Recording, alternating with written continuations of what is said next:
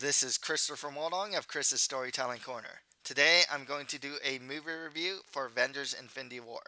Next time I'll have a manga review for Skip Beat Volumes 21 and 22 and a reading of my fantasy short story, The Witch's Origin. In a few weeks I'll have a movie review for the sequel to Deadpool. Check out my Twitter page and author's Facebook page. Links to all these will be provided on the description. I'd really like to hear from you guys as well, so leave any comments and make sure to subscribe and share this channel as well.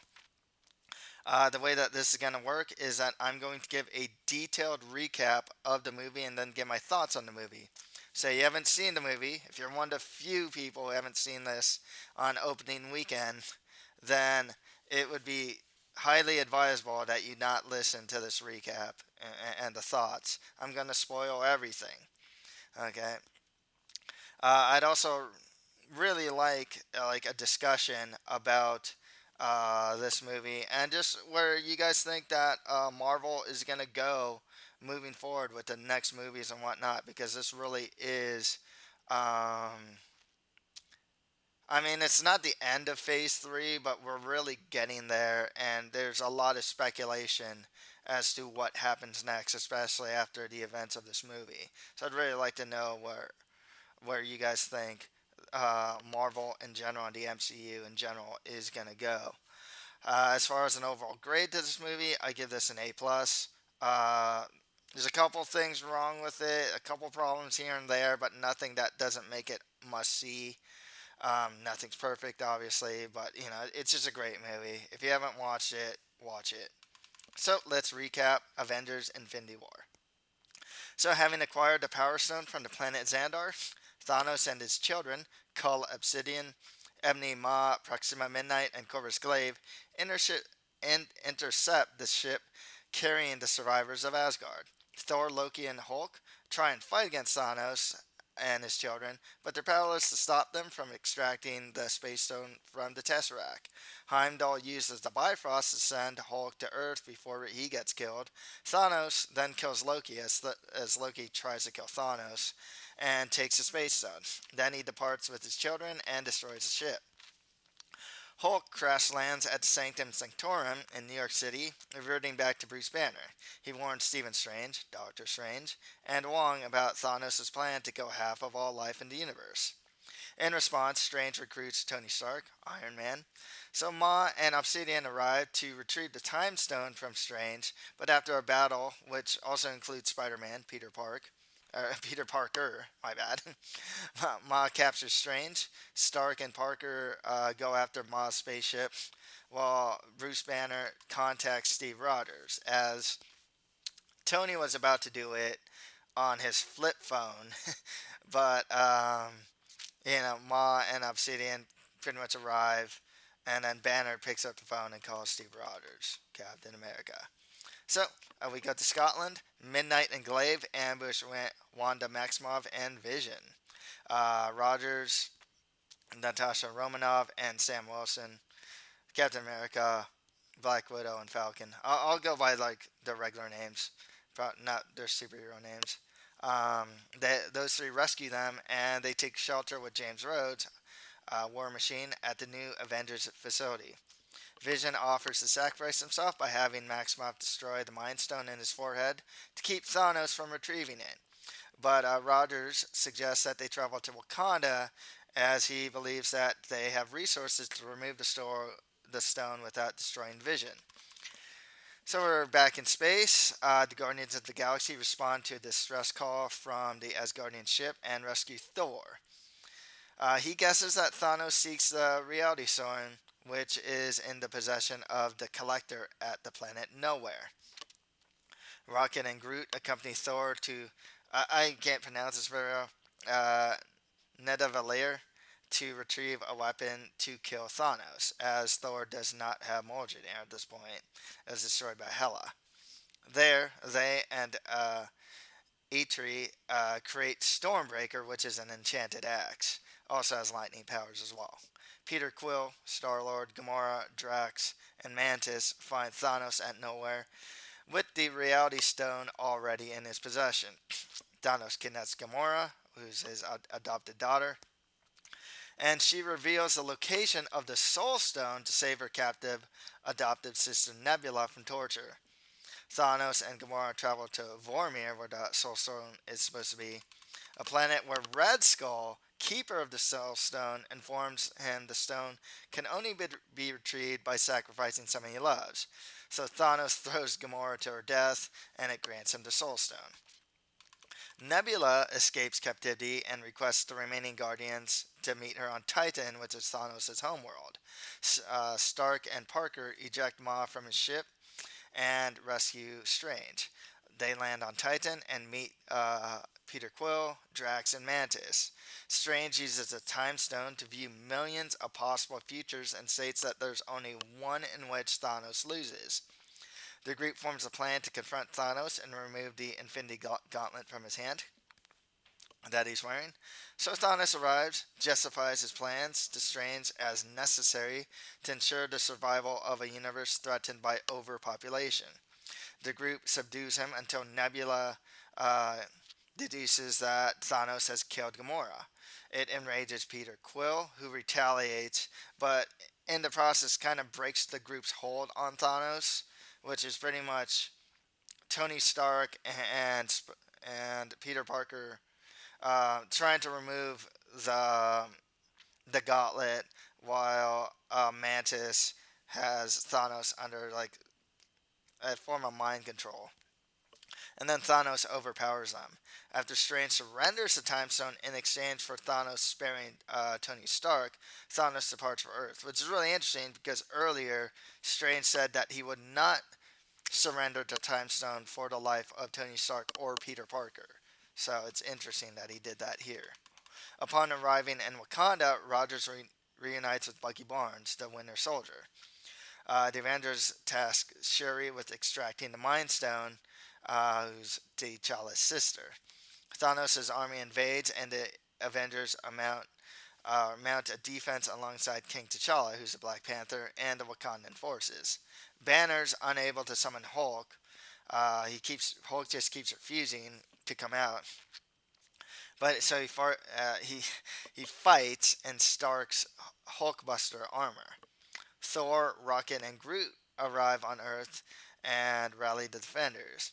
Midnight, Obsidian, and Glaive are killed and their army is routed.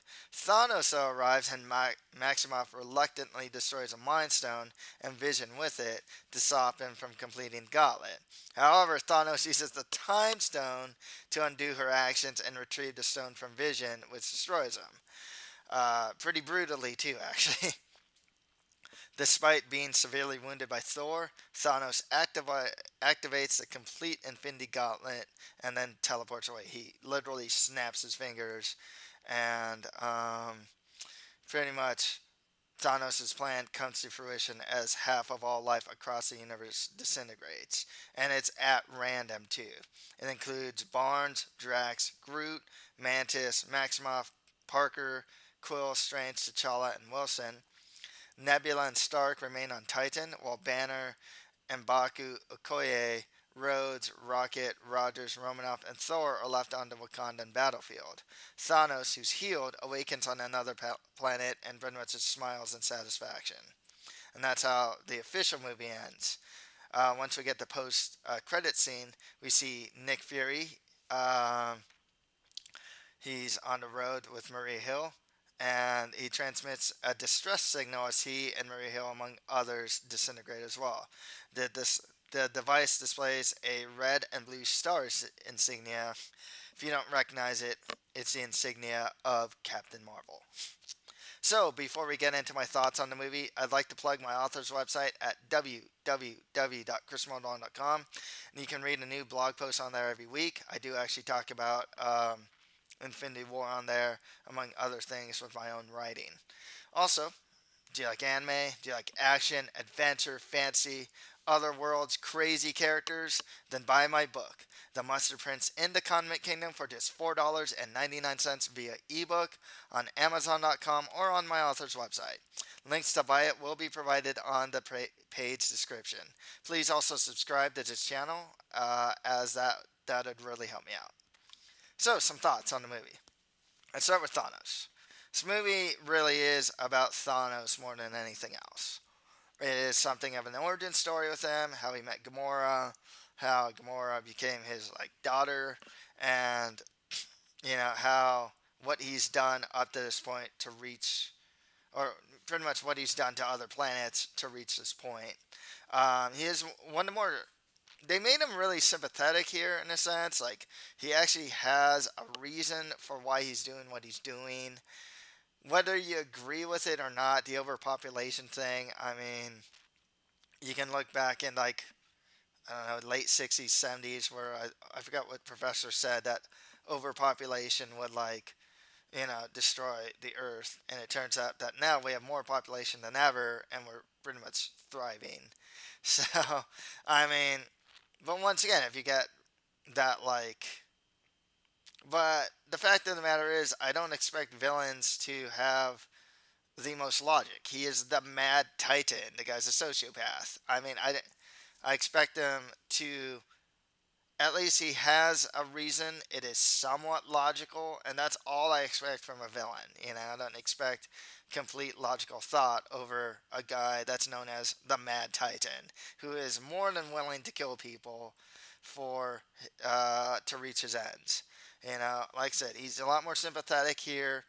And the original version in the comics, I mean, he's in love with Death, who is the entity of death and a ephemeral being in the Marvel universe. He's in love with her and gets the Infinity Gauntlet to please her. In this version, obviously the Death character does not exist as a character, and so they needed to find another reason. In this case, is the overpopulation reason, which, like I said, I think it is just fine. He loves Gamora. He's actually capable. The Mad Titan is capable of love. The villain here is capable of that type of emotion, even though he goes and kills Gamora. So I mean, the guy's really twisted. I mean, let's face it. He's just a really twisted guy and he wins in the end. That actually surprises me. Despite everything that happens, he wins in the end, and I was glad that they went this direction. Gamora got some screen time. She knew the where the Soul Stone was, and that was a big mystery with the whole Infinity Stones, because we were introduced to like five of them: reality, power, time, space, and space. Yeah, we were introduced to five of them already, so we didn't know the whereabouts of the sixth one if the sixth one even existed. It was kind of cool to see Red Skull. They actually cleared up that plot hole. What happened to the Red Skull from the original Captain America? He tried to touch the Tesseract. He gets transported in a wormhole. He's gone. Oh, here he is. He's cursed. Oh, that makes sense. She died for the sake of the Soul Stone, which is really interesting because she actually did like die. She wasn't turned to dust like everyone else. That makes it interesting because they're supposed to have another Guardians of the Galaxy. So I kind of wonder what happened to her. They could finagle something with the whole Soul Stone thing. She's in the Soul Stone possibly, which it actually seems like she is. Originally, Adam Warlock was actually in the Soul Stone. Presumably, Adam Warlock is going to be in Guardians of the Galaxy 3. We saw him introduced, in a sense, at the end, the post credits in Guardians of the Galaxy 2. I don't know if Adam Warlock's going to make an appearance in the next Avengers 4 movie. But yeah, it was kind of sad. She obviously loves like Peter Quill, and you knew she did, but it really showed in this movie and whatnot. So I'm very curious to see in the fourth one if she actually comes back to life because she actually fell off the cliff, and died. So See how that goes. Speaking of other people who died, I expected Vision to die because he had the Mind Stone, and he did. He has a thing going on with Scarlet Witch. They can do a lot with the Scarlet Witch. Obviously, there's a House of M thing going on and whatnot. She's obviously gonna want some revenge on Thanos, and I kind of wonder I kind of wonder actually if they're going to bring back Vision in the next one. I think there's a possibility that they can because they opened up the possibility that he doesn't need to live with. He doesn't have to have the Mind Stone in order to live. So I think he's dead, but it's really tough to say. He's actually supposed to marry Scarlet Witch in the movies. So that's going to be pretty interesting to see how that goes, if they bring him back or not. Scarlet Witch, um, she wasn't one of the major characters on here. She was something of a plan B to stop Thanos, though. Like, oh, hey, she can destroy the Mind Stone, which she did. And then Thanos just used the Time Stone to, like, reverse that. And that was it with that was the story. They did collect all the Infinity Stones. Everything was leading up to this moment. It's like, hey, we introduced the Infinity Stones. Thanos wants the Infinity Stones for a reason. He actually finished his goal. It's nice to see it all kind of come together. You know, um, we knew the whereabouts of pretty much all of the Infinity Stones. We didn't exactly see how he got it from Xandar. Just assumed that he got it quite easily. It's nice that they answered the thing with the Soul Stone and incorporated Red Skull into there. So I really like how they did everything. It looks like that Thanos is strong enough too that he can hold the Infinity Stones in his hand. Remember that a lot of people just were not able to do that. They're not able to even touch the Infinity Stones. Thanos was able to do so. Saw Captain America come back. Um, he wasn't as big as, say, I would say Iron Man and Thor, and probably Star Lord probably were more major characters, but he did live in the end, along with Iron Man, Thor, and those three already have three movies. It's going to be very interesting how these three move forward because they're kind of the pretty much the backbone of the Avengers at this point.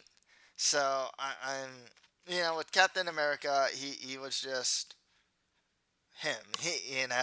Everyone just kind of played their parts really well. Thor, in my opinion, is getting a lot more funny, especially him and the little rabbit Rocket, or Rocket, which he calls Little Rabbit.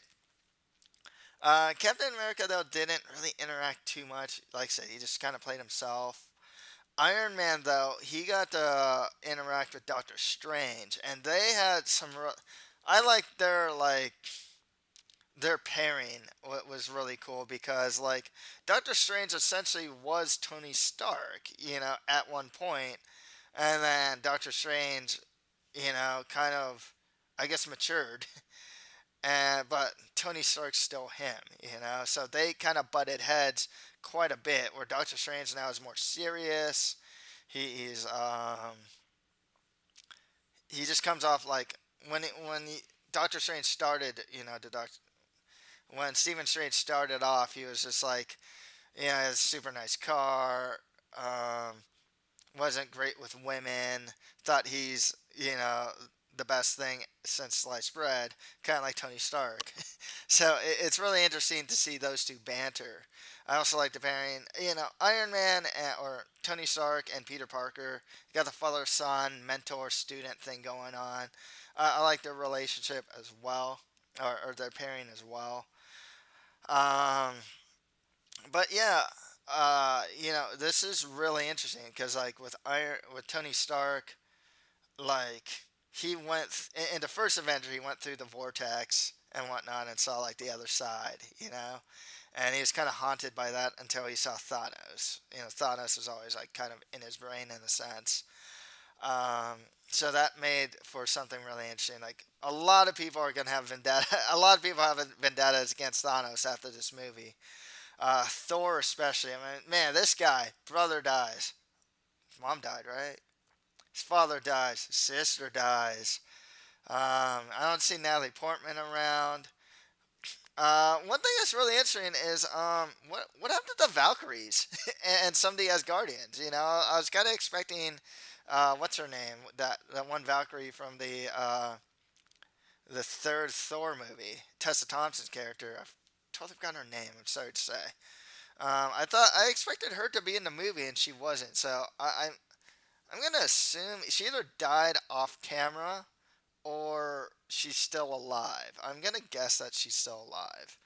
Um, Thor was really funny, and he has been progressively more funny as more Thors have come out. He got his Stormbreaker weapon. He still has the Stormbreaker, so there is potential for him to use it to kill Thanos or whatnot.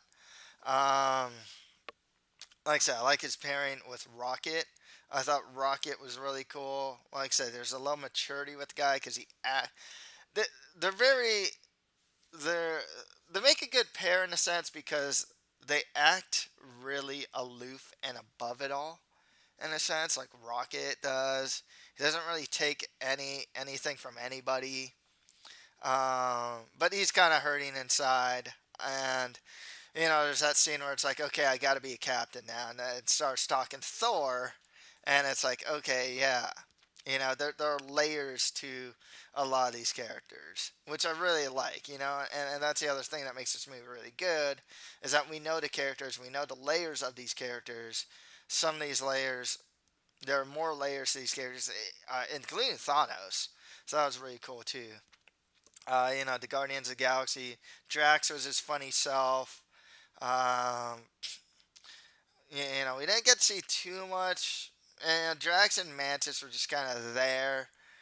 Drax got to hold like Thanos' leg as like, you know, Mantis did the mind, you know, mess with like Thanos' head for a little while. Um, Drax definitely is like the comedy guy of the Guardians of the Galaxy, but you know he is actually really powerful. Actually, in the comics, I believe he rips Thanos' heart out, if I'm not mistaken. Um, Peter Quill, I think he had a stand-up performance, man, with Thor. That one scene with Thor where he changed his voice was downright hilarious. He's going to definitely want some vengeance on Thanos. It's really interesting though because with Peter Quill, like you know, you know the son of Ego. He's half cosmic, but he doesn't really have much powers if you actually think about it. He's not super strong. I mean, he has fighting ability. You know, he can like shoot at guns and whatnot. But yeah, I'm kind of wondering what they do with him. Black Panther was there. He got turned to dust at the end. Um, you know, he was himself. You know, like he's a popular character. There wasn't anything really new with him. He didn't get to interact too much. He just kind of led the army and whatnot. Got turned to dust at the end.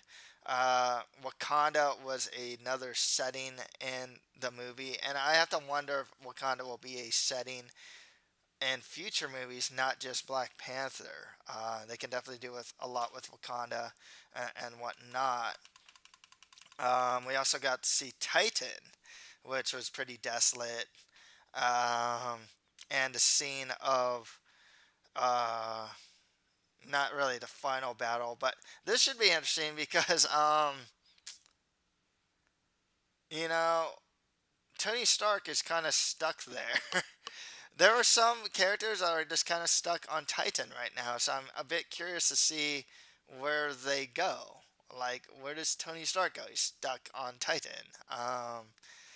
That's going to be really interesting. And on Titan, Doctor Strange saw those visions of the future. He surrendered the soul or the Time Stone quite easily for um, Tony Stark's life.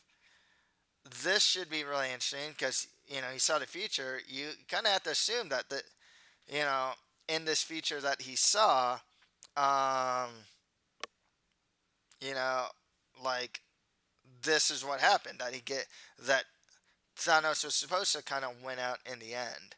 So that'll be kind of interesting as well. Um, Spider-Man Peter Parker kind of just played his role as like this son figure, student figure to like Tony Stark. At the end, I mean, they had this really sad sob story ending, like, like I don't want to disappear. I don't feel so good, Mr. Stark, and like they're really trying to make you cry at that point. Um, we know that there's gonna have another Spider-Man movie, so yeah, you got turned to dust. That's probably like the biggest. That's the biggest problem with the movie. Honestly, it is that if you're in the know, you know that there's gonna have another Black Panther. You know that there's gonna have another Spider-Man. You know that there's gonna have another Guardians of the Galaxy. And so these characters that died and are turned to dust, a lot of them you don't expect them to stay dead. They could be in a quantum realm though, so they could, they very well could go with like they're in a different universe because they technically are. The Marvel universe is a multiverse, so technically speaking, they could be in a quantum realm and maybe get into like Ant Man can and Ant Man can go into the quantum realm. So I suppose you can go there too if they don't want to just straight up resurrect these people. Nebula was in it. She just got tortured, but she came back. I know in the comics that she actually played a big role in the Infinity Gauntlet, Infinity War stuff. And I don't know if that's going to play a role in the next Avengers movie though. The rest of the Avengers, like Falcon, War Machine, and whatnot, they just kind of did their thing. Nothing really new there. So I guess the question to be asked is like, what does all this mean for Avengers 4? You know, and the other thing we have to analyze is what do we know and what do we know is coming. Okay, we know that Guardians of the Galaxy 3 is coming. We know that Spider-Man 2 is coming out. It's gonna have a Captain Marvel movie, and at the very end, Nick Fury with the post credits with Nick Fury, he contacted Captain Marvel. Um, what we know about Captain Marvel is that Carol Danvers, is going to be one of, if not the most powerful um, superhero in the MCU up to this point. So, like, my assumption is that she's going to fight against Thanos, kind of taking the role of what, like, Adam Warlock did, more or less. Um, we don't know where Ant Man and the Wasp were. Like, well, they were under house arrest, so we do know that Ant Man and the Wasp are going to have their own movie coming out pretty soon in just a couple months. And the thing is that what it seems like according to trailers is, does this movie take place before or after Infinity War? It seems like it comes before. Um, we could get into some quantum realm stuff and whatnot. I'm a bit curious to see how Ant Man and the Wasp um, is involved in the greater Marvel Cinematic Universe. Usually you find out in like the post credit stuff, like what's kind of coming next in a sense. So I'm very curious. I kind of wonder if they're gonna use the quantum realm, if that's gonna play a role, and I assume that Ant Man and Wasp. We don't know if one of them or both of them turn to dust or not. So something to consider as well. Are they going to be in Avengers 4? We don't really know. Black Panther's probably going to have another movie. Doctor Strange should have another movie, even though I heard that like Cumberbatch may or may not want to do one. We know that Black Widow's going to have a standalone movie. We also know that X-Men, Fantastic Four, Silver Surfer are also a part of the Marvel cinematic universe, the Disney one. We do know that who died, officially died, was Gamora, Heimdall, Loki, and Vision. I think Heimdall and Loki are going to stay dead. Gamora, I kind of doubt it because, Guardians of the Galaxy 3 is going to come out. Vision could or could not. Um, so, what else do we know? Like, Captain Marvel's going to be there. She's apparently strong. We don't really know where she was this whole time. Is she in ice? Is she in another? She has cosmic powers. We also know that the original Captain Marvel, is going to be in the Captain Marvel movie, which takes place in the 90s. Um, and so it's like, where was Captain Marvel? How is she going to be used in Avengers 4? What is the name for Avengers 4? Is it just like the final whatever? I can understand why they didn't release the name for Avengers 4 because or call it like Infinity War Part 2 because then you'd know that Infinity War Part 1 would not be like the ending. I mean the to like this phase, like to phase 3. Um and we know that like this movie would have a continuation in a sense. So this gets really interesting though. Avengers 4. And it has to be said. Can they get the Fantastic Four in there? Like I don't really know how this works. Can the Silver Surfer come about and fight Thanos? I don't really know. It would be really interesting to find out and see if they can fit him in. My assumption would be that Captain Marvel is the main person to fight against Thanos, as she's going to be just the strongest person to be able to do that. Hulk, I would assume, comes back as Hulk and not just as Banner. And once again, it's not a case of, you know, let's face facts. The people that got turned to dust are probably going to come back. Black Panther's not going to die, unless they do some weird quantum realm multiverse thing. Maybe they stay dead, but like you see them in like a different universe or something like that. Otherwise, for the most part, they're probably going to stay alive. Gamora, like I said, I think is probably going to come back. So it's not a matter of like, in a sense, what happens, but like how, you know? And that's one of the bigger questions.